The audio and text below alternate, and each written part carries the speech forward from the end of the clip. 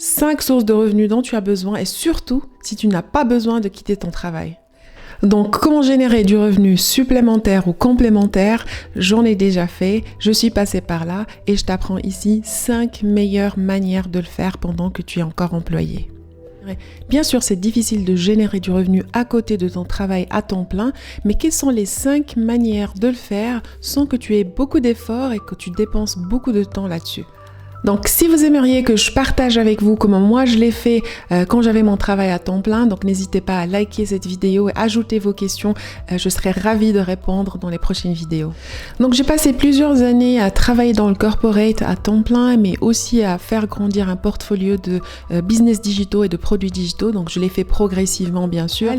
C'est pas vraiment idéal, mais avoir un travail à temps plein et travailler sur des projets pour des revenus complémentaires, ça te permet en fait d'avoir plus de liberté pour prendre du risque, pour acheter des produits, pour acheter des business que tu dois tester ou que tu vas tester. Et tu as une garantie à côté avec ton travail fixe qui te permet d'avoir un revenu régulier. En plus, avoir un travail fixe, ça permet d'économiser un peu d'argent pour pouvoir investir dans des produits ou des business qui sont déjà existants et ça enlève tout le stress de créer un business de zéro.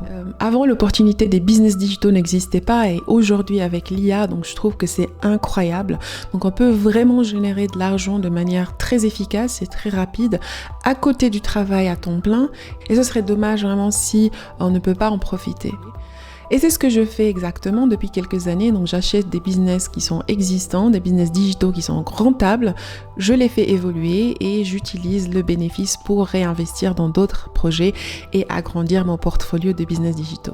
Donc quand les gens viennent me disent j'ai quitté mon job donc je vais acheter un business, moi je trouve que c'est très très dangereux et on peut aller vraiment dans des décisions émotionnelles où on va être dans le rush pour acheter un business qui peut-être ne marche pas très bien, on n'aura pas le temps de bien l'évaluer parce qu'on est pressé, on veut gagner de l'argent très vite. Donc avoir son business à côté pendant qu'on a un travail fixe, c'est vraiment quelque chose qui peut marcher à moyen terme et progressivement essayer de rendre le revenu complémentaire comme un revenu principal pour pouvoir quitter son job par la suite. Alors, quelles sont les sources de revenus que tu peux avoir pendant que tu es encore un employé à temps plein? Business numéro 1, c'est les chaînes YouTube.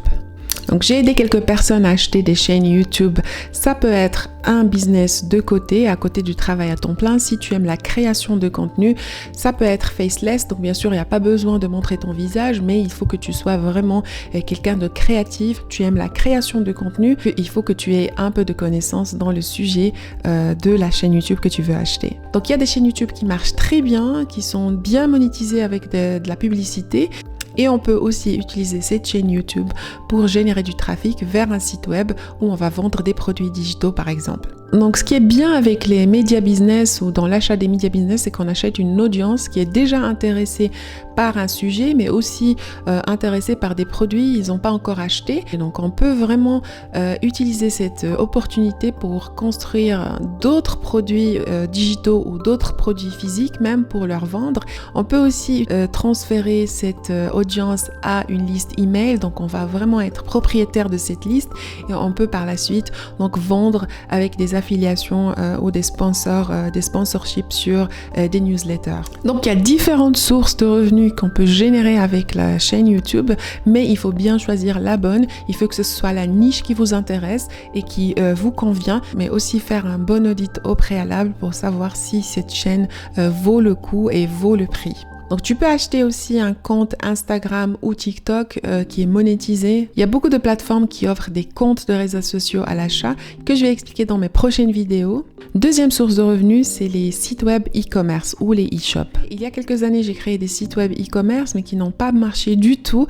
Et la seule raison, c'est que j'avais pas les compétences, je connaissais pas le marketing, je savais pas comment faire des ads. Après, j'ai appris à acheter des sites web e-commerce qui sont déjà rentables et qui marchent déjà. Tout simplement, je pouvais engager quelqu'un qui a la compétence pour pouvoir le gérer pour moi.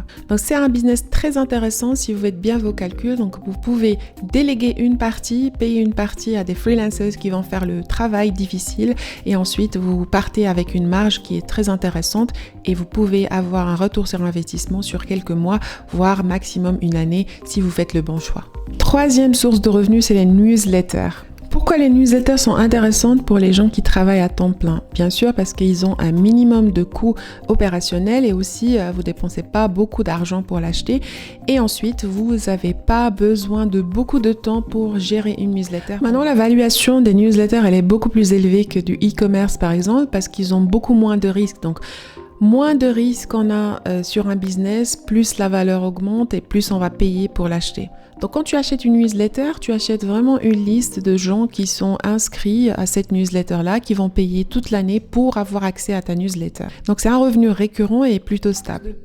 Une autre source de revenus, c'est les PLR, droits de label privé. C'est du contenu prêt à l'emploi qu'on va acheter, par exemple des e-books, des cours, des templates par exemple, des checklists qu'on a le droit de modifier, d'améliorer, de personnaliser et de revendre comme si c'était le nôtre. Donc ça nous permet d'économiser beaucoup de temps de création. C'est pour ça que c'est idéal pour les gens qui ont un emploi à temps plein.